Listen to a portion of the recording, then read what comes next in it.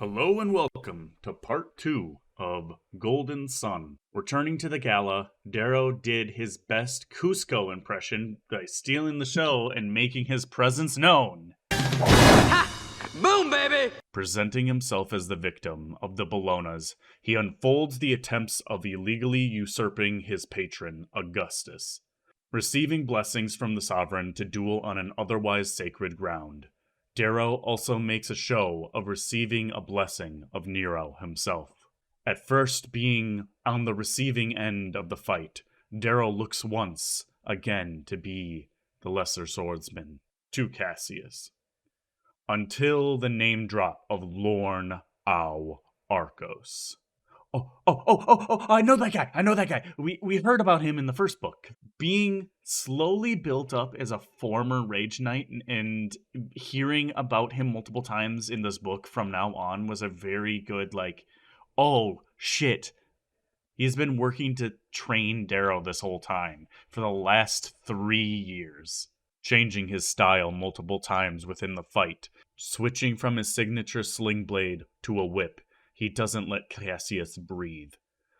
Showing his prowess in the art of cravat, he pressures the Bologna family to act, revealing their willingness to cheat their way to overthrowing Nero. The one to act, however, is the sovereign herself, breaking the law in the duel so her precious new Olympic knight wouldn't die.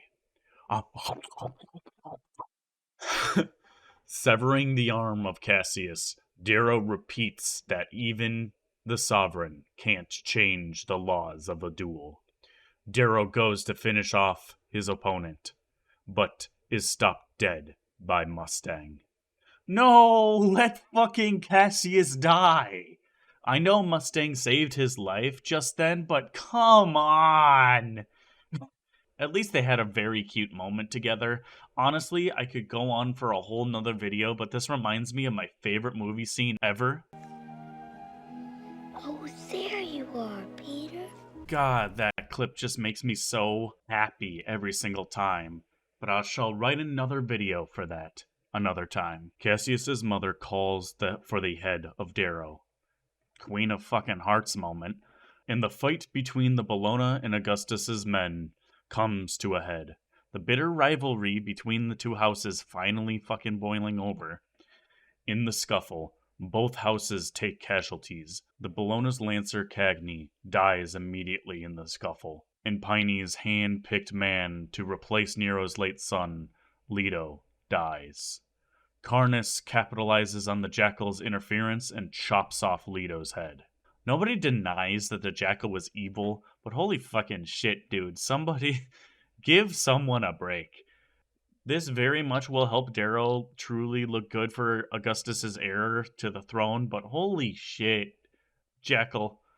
This should have told us all that she was doing shit shady the whole time. Killing the heir to the throne is fucking insane. Unable to finish the retreat, Fitchner stops them. The old proctor from the Institute is now the new Rage Knight, Arcos's old position. As everyone returns to Mars's house estate, Darrow is brought before the sovereign. Initially, he refuses an offer at a place by her side, so she challenges Darrow to a game of truths. Ultimately lying herself, she gives up more information than she should have, thinking she will win the game, ruining her image for Mustang, and reveals her plan to kill the House Augustus. Though she agrees that it's better for her father to die, it's insane to think that this doesn't fucking kill her inside. Watching her father die would have been horrific, and I don't know where the Sovereign thought that that was going to work with her, though what's to come will probably be worse, at least in her eyes. The game doesn't end there, however. Severo and the Howlers from the Institute have taken the Sovereign's favored pawn, her grandson, Lysander. Real men don't carry purses, they carry man bags. That is terrible. That wasn't even a joke, dude. It's time to stop! It's time to stop, okay? No more! Where the fuck are your parents? Who are Child Protective Services. It's time to stop! They use their skills to break Darrow out of his room and use the leverage they can and get off Luna. Roke, fresh off the sleep train, doesn't even look to Darrow. He looks to Quinn mere moments before she is sentenced to death. I'm going to talk spoilers for later in the book here, so if for some reason you are doing a read-along, skip until after I go back to the book. A lot of people call this the main reason why Roke betrays Darrow later in the book. I feel this is what he blames it on, but does it just to seem more poetic. Truthfully, it all stems from the moment that Darrow put Roke to sleep. The death of Quinn was just the cherry on top. Roke is someone who didn't know about the plan to blow up the gala, just sees his friend attacking him and dirtying his name for not being at the gala with his family, disrespecting any form of friendship that he could have still had with Darrow. This is totally the reason why I think Roke betrayed Darrow later in the book. No more spoilers. Lightning round. As we go up into space escaping the Sovereign's fleet, the Jackal operates on Quinn the best he can. Tactus escapes the ship with the pawn Lysander. Then everyone looks to Darrow for a new plan and gets themselves out of there. Well, Chekhov's gun is sitting there again, so he takes the pod and cannonballs his way to the strongest ship against them. P.T. Barnum would have been doing anything to have Darrow, Severo, and the Howlers in his circus. They are ridiculous. On the ship, Darrow does a bad impression of a savior and rallies the crew to fight for him now that he is the captain of the newly named Pax. God, I fucking miss Pax. I'm so glad. This is so fucking cute. Creating a new hierarchy, he sets up a blue to pilot this new ship. Quickly overtaking the ship brought eyes of my new favorite character, Ragnar Valaris, an obsidian stained who took out 4 golds and 2 obsidians just to get to Darrow. Accepting him as his own, Darrow is now the master of Ragnar. God, I fucking love Ragnar, man. He's the cutest ball of muscle I have ever seen. With Ragnar killing off all that oppose his new master, Mustang, Severo, and the rest on their way to their new ship, Quinn was unable to live past the Armada. The only words Roke says to Darrow is to look at Quinn, to look at his friend who lies limp in his arms. Severo, unable to stand the sight, runs off. Wanting to repair his friendship, Darrow wishes to speak with Roke, but Mustang tells him otherwise. Keep looking back in this moment and realizing that what Severo will soon say, even if Darrow would have gone to Roke first, it wouldn't have changed what would have happened with Roke. I am planning on doing a tier list of characters when I'm done with this, and I will explain what I think of Roke. But I really think that he could have talked to Severo at any moment about this, but it wouldn't have helped either way if he talked to Roke or not.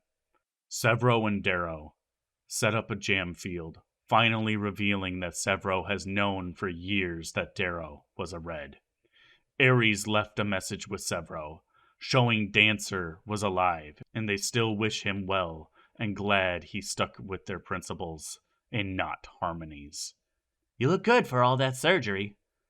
Severo is the funniest man alive. This is probably my second favorite quote of the book. When Darrow and Severo are hugging for 5 years after being alone, this is how I fucking feel.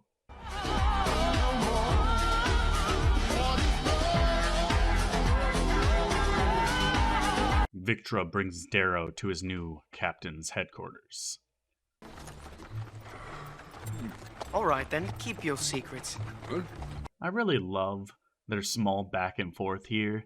They both have different ways of showing it, but they do really care for one another. Reintroducing each other, Darrow wishes to genuinely get to know her and not the facade she shows. Unable to sleep, Darrow goes to the cafeteria and runs into Mustang.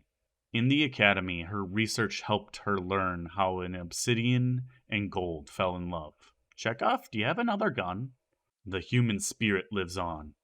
This man has a second fucking gun. She loves the story and knows that one day the society will crumble because of the human spirit.